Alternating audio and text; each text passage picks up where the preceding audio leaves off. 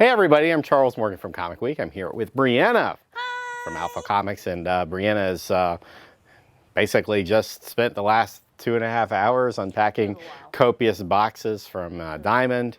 Winding down the year, but comic book publishers certainly aren't winding down what they're putting out. Well, and a big reason for that, and the big reason why this week in particular is going to be very large, is because a lot of shops are not going to have normal hours when it comes to Christmas and New Year's Day and New Year's Eve, all that jazz. I know our shop won't be. We'll actually be closed on actual Christmas.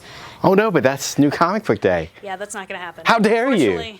Unfortunately, we will be open normal hours on the 26th and not be open on the 25th. So you will see a lot of publishers publishing extra stuff. I do also know a lot of stuff's coming out on the 1st.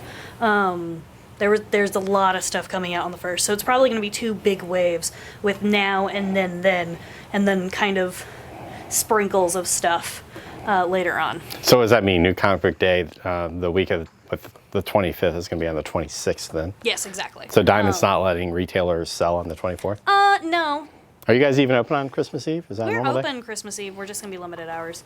But normally, because the sale date is the 25th, technically speaking, I guess we could be open till midnight, but we're not doing that. Well, I blame the publishers. They know better. Yeah. Don't try to publish on a holiday. Oh my God, we got to get those extra copies sold before the end of the year. Yeah. Well, and I mean, like, there was a couple of orders, I know, last year where I was finalizing the order and it was like nothing. It was like 3 books came out. It's like, okay, well, now we don't have to worry about it because only 3 books came out. Yeah, there's probably a sad man on the other side of that door who couldn't get his copy of, I don't know, whatever, Sonic number 14 or whatever. So. Anyways. All right, so we got a lot of comics to cover this week. I picked out specifically this cover of Dr. Mirage because, one, it's really cool looking, and two, I very much enjoy Valiant because you can get some really cool books that aren't going to be very similar to formulaic, like, superheroes and things like that, but there's always a twist to it that is always unique into themselves. Plus, like, the cover art's normally pretty awesome, and so normally is the inner art. I just thought this was really sweet because I haven't been keeping up with Dr. Mirage, but this makes me want to revisit it because, I mean, body bag normally means not positive things. Right. You know, one of the cool things, you know, it's actually funny, like I've picked, looks like I've picked like Marvel books to talk about this week. If you watch any of our videos, you know, I sort of go 40% major, 60% indies, but it's a big week for Marvel. I mean, not only a lot of #1s that are coming out, but, you know, just a lot of really amazing titles. The Teen Brigade makes a return here in Immortal Hulk, which is probably one of Marvel's, I mean, God, at this point, pretty much every major series Marvel's putting out is amazingly well done now. You know, you have Daredevil, which has been amazing. You have Immortal Hulk, which is like reimagined Hulk in an amazing way. X-Men now is great. Yeah, Silver Surfer Black. I mean, is there a Marvel title right now that's not being well handled by a writer? I'm struggling. I will also tell you the titles are very consistent. So, like, you're not seeing a whole lot of drop-off from stuff, which normally if a story gets stagnant, that's pretty prevalent. But, like, Immortal Hulk has been immensely consistent. So is Daredevil. Pretty much all of the ones that you're mentioning, which is really cool when you see that. Yeah. So another, I mean, this book's been amazing. Captain Marvel lately, been very intense. Of course, these are new series, but, you know, New Mutants 3 is out, and also Fallen Angels 3. Yeah, anything X-Men related has just been selling insanely. Yeah, we were having this discussion earlier about purple and the use of purple. I won't get into it, but this is a really nice purple cover here. There's a lot of pink in it too. A little pink, a little lilac. It reminds me actually of a Dead. You remember that Tecmo fighting game, Dead or Alive? Oh yeah. No. It reminds me of that, but well, and also it makes sense for Psylocke. You're talking about kind of her signature color scheme there, so at least there's something thematic that makes sense. Right. So. This says revealed to the world. Superman is holding in his hand a pair of glasses in his Clark Kent alter ego costume. In this issue, Superman turns the tables on Lex Luthor by revealing his secret identity. Oh, goodness. So this is going to be a major turn for Superman in this series. What happens when he doesn't need the hide amongst the people anymore. Interesting. So yeah, I bet this is going to be a really big seller this week. Probably. I have Harley Quinn Villain of the Year, and the reason why I snagged this is because on Twitter they were actually polling to see which villain people wanted to actually win this award in the comic. So I've already spoiled myself, but I'm not going to spoil y'all.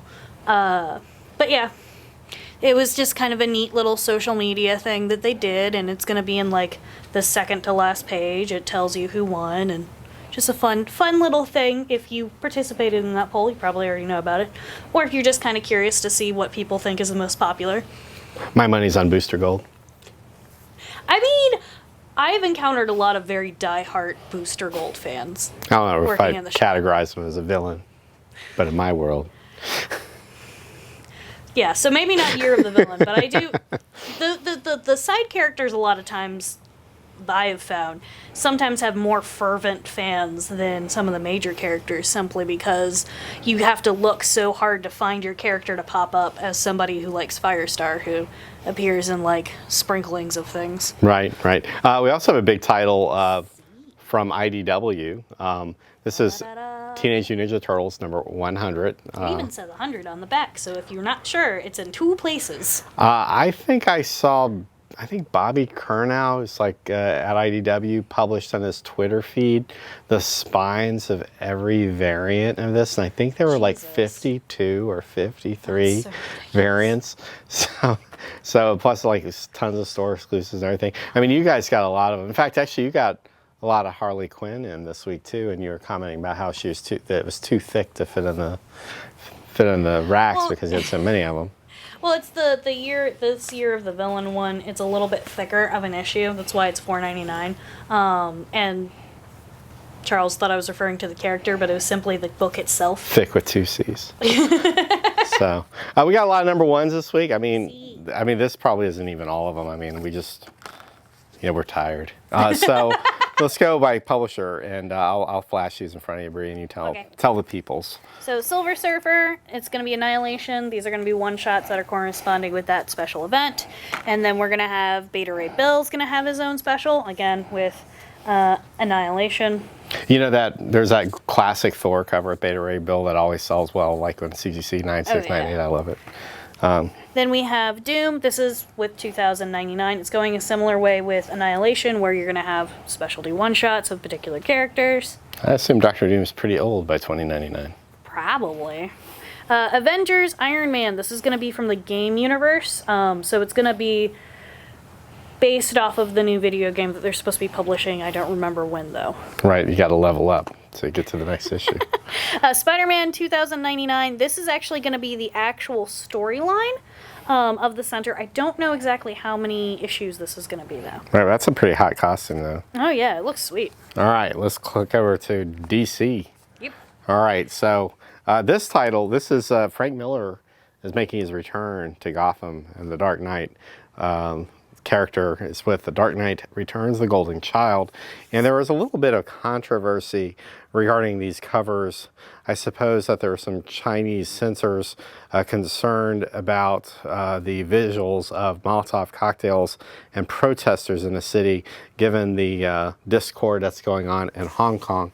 I hope that we don't see American publishers become overly reliant on revenues from totalitarian governments like China, because they can turn on a dime and then completely force you to change all your messaging, your characters, or whatever your political stance. And if you're completely beholden on that market to be profitable, then that means that American customers ultimately will lose out, because our ideas will get censored by another country, and I think that's not cool.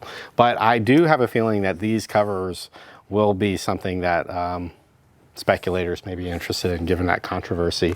We saw a similar thing in Brazil when they were trying to censor a title due to sexual content in one of the issues, and then that speculators drove the price of that up. Yep, Year of the Villain. That's what I mentioned earlier. Yeah, a different cover. Yep. And then Teen Titans: The Judas Contract. So this is Tales from the Dark Multiverse. So this reimagines the classic 1980s story, and this. These have done pretty well. These have been pretty interesting. Oh yeah. Well, and it's a it's kind of like Elseworlds and the fact that they're retelling a story with a little bit of a different twist. Right. So let's go to the indies real quick. Aliens versus Predator, doing things stuff. Right. No Archie in that, as far as we know. Criminal Macabre. I'm very interested. It looks cool. Yeah.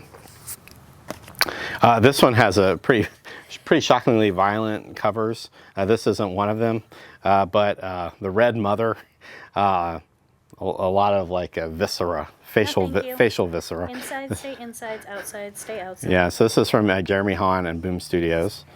Then Joe Hill's been doing like Hill House horror comics for DC. This one apparently slips through, is an IDW title. A stand-up comic is trying to go kill another comic because he's been becoming a superstar by ripping off people's jokes, which is something you don't tell. You don't tell other people's jokes in that industry. So this is completely speculation. It has nothing actually bearing on it. It makes me wonder if part of the reason why it's not DC is because it would have been confusing compared to the Joker movie that recently came out. Right. That dealt with a particular individual going a little bit crazy. That was based off of another film that was about a guy killing his favorite comedian. So. Right. So this is from the Hills Shit Talk Homes series, which is literally what it says on the cover. And then we have Dungeons and Dragons Infernal Tides #1. Also, there's a variant that has a character sheet. Yep. It's always popular. Which are neat. And then from Dynamite, you have Deja Thorn with multiple variants. This is as family-friendly a cover as we could find in this series.